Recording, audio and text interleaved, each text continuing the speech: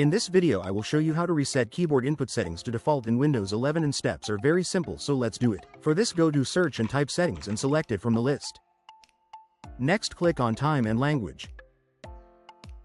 Next, click on language and region. Then under preferred languages, just add a new language. I am adding Australia language. This adding language is just for temporary purpose.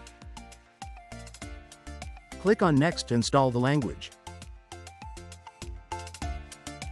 Just wait for some time.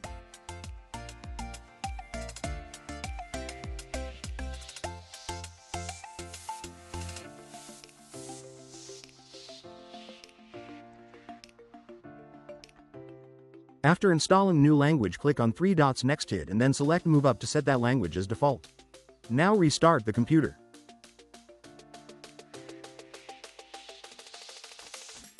After restarting the computer, go to Same Language and Region Settings page. Now move your original language back to top.